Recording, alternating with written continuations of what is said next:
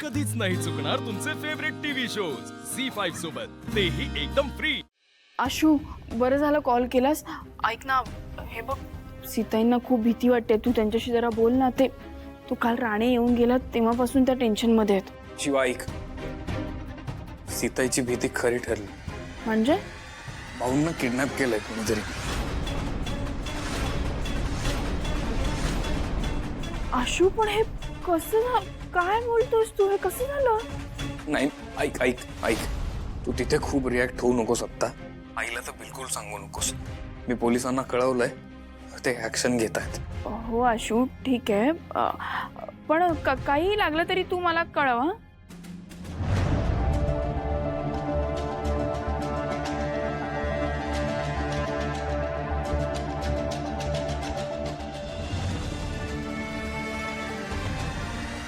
आशू होता ना?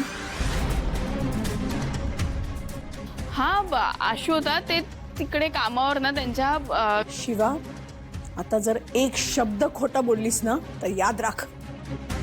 शिवा बोल। ते भाऊंना भाऊ ना काय? सीताई भाऊंना किडनॅप केलं। काय? आशुतोष देसाई, बापाचा जाम फुलका आहे ना तुला? बघ आता मी काय करतो ते।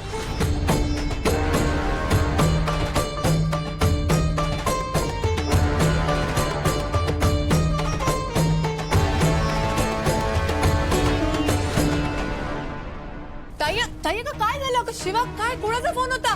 ताई, शिवा पाणी आण जा लवकर। ताई का काय झालं सांगशील? ताई, शिवा लवकर आण। ताई अगं काय झालं? कोणाचा फोन होता? हं?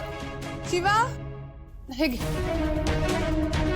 ताई, थोडं पाणी घे, पाणी घे।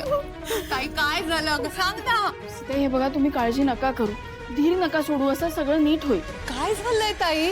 शिवा, सगळं तुझ्यामुळे झालंय। आज आशूने त्या कुठल्या माणसांना धमक्या दिल्या, त्यांना आज तुझ्यामुळे किडनॅप केलं गेलंय। हे सगळं तुझ्या संगतीच्या परिणामामुळे झालंय। इतके दिवस ते फक्त तुझ्या बाजूने उभे राहिले, तुझ्या पाठीशी उभे राहिले, तुझं कौतुक केलं, आणि तू या सगळ्याचे परिणाम भोगतायत आता ते। अगं, दुर्गा म्हणून डोक्यावर बसवलं ना तुला, आणि तुझ्यामुळेच हे संकट आलंय आज। ताई, म्हणजे भाऊंना किडनॅप केलंय। काकू, हे बघा, तुम्ही सीताईंना सांभाळा, मी शोधून आणते। हे बघा सीताई, भाऊंना काही होणार नाही, तुम्ही काळजी नका करू, मी आले हा।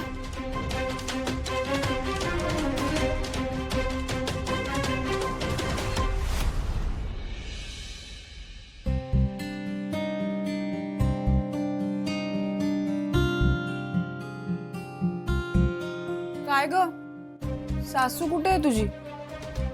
आजी आहे तुझी, हा, पण आहे कुठे? देवळात गेलेत। का? तिच्या लाडक्या नातीसाठी प्रार्थना करायला? का तुझ्यासाठी नाही करत प्रार्थना? आता ते तर देवच जाणे बाबा। माझ्या आयुष्यात तरी मला काही फरक दिसत नाही। कसं आहे ना दिव्या, आयुष्यात फरक दिसण्यासाठी ना आधी स्वतःमध्ये बदल करावे लागतात, कळलं का? सगळं त्या वरच्याच्या भरोशावर सोडून काही होत नसतं। एक बरं झालं तूच विषय काढलास, असंही मला तुझ्याशी बोलायचं होतंच, आणि त्यात घरात कोण नाही हे अजून चांगलं आहे। का असं काय बोलायचंय माझ्याशी? का तुझ्याशी कधी बोलत नाही का? नाही, नेहमी तुम्हाला तुमच्या लाडक्या शिवाबद्दलच बोलायचं असतं ना। तिचं काय, त्यांच्या संसाराचं काय, दुसऱ्या मुलीबद्दल तुम्हाला काही वाटतच नाही, काही बोलायचंच नसतं। दिव्या, उगाच वाटेल ते बोलू नकोस हा, असं काही नाहीये। आणि मुळात शिवानी आता आहे का इथे? ती तिच्या घरी आहे। या घरात तुम्ही दोघं आहात ना आमच्या नजरेसमोर? नाही, तेच तर, आम्ही समोर असून पण तुम्हाला आमची हालत दिसत नाहीये। तो चंदन तिथे धडपड करतोय, पण त्यांनी काय होणार आहे का सांग मला? आणि शिवाचं काय ग? शिवा तर श्रीमंत घरात जाऊन बसलीये, तिला कसली काय गरज आहे? दिव्या, पैसा म्हणजे सगळं काही नसतं। सई आत्ता कुठे तिचा संसार मार्गी लागतोय, मी सुद्धा खूप सोसलंय ग। तिने जे सोसलंय ना त्यासाठी तीच जबाबदार आहे. उगाच वाटेल ते बोलू नकोस दिव्या. तुला काय हवंय ते सांग. काय मी तुला सांगून तू माझ्यासाठी काही करणार आहेस? आता मी काय करू? तर मी तरी काय करू? माझ्याकडे पैसेच नाहीये, माझ्याकडे दागिनेच नाहीये. झालं तुझं रडगाणं सुरू. आणि तुझं काय ग? आज जी तुझ्यावर परिस्थिती ओढावली आहे ना त्याला तू स्वतः जबाबदार आहेस. जेव्हा मी बोलत होते तेव्हा माझा संसार आहे, कोणी काही करू नका, माझं मी बघेन असं म्हणून मला गप्प बसवलंस ना. आणि आता तू बिचारा चंदन धडपडतोय, काहीतरी करतोय, तर त्याला सपोर्ट कर ना. काहीतरी करून दाखवेल तो. घ्या, त्यात पण मलाच जबाबदार धरा. नाही आई, मान्य आहे मी चुकले, पण काय आयुष्यभर मलाच जबाबदार धरणार आहात? हे चुकीचं आहे. नाही, सगळे चुकीचे. अख्खं जग चुकीचं आहे. तू एकटी काय ती बरोबर. कोणाला बोलून काय उपयोग? माझ्या आईलाच मी बरोबर वाटत नाही तर अगं कधी सुधारणारी मुलगी कुणास ठाऊक.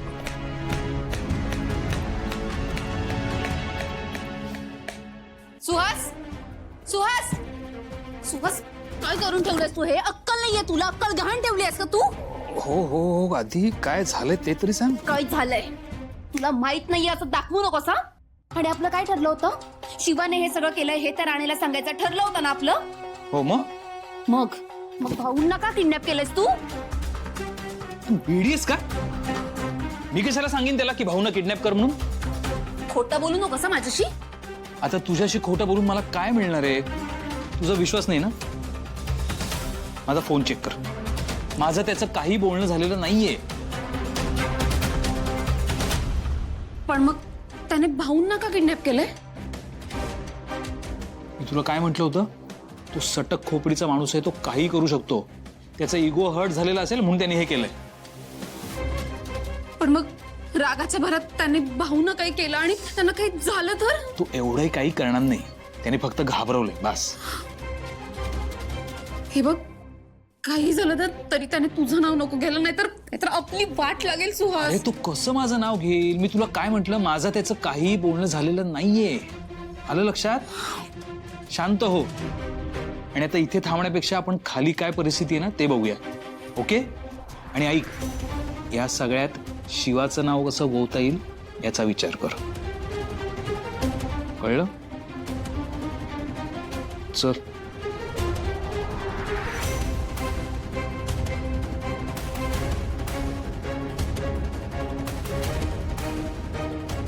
सुहास, आलो आलो.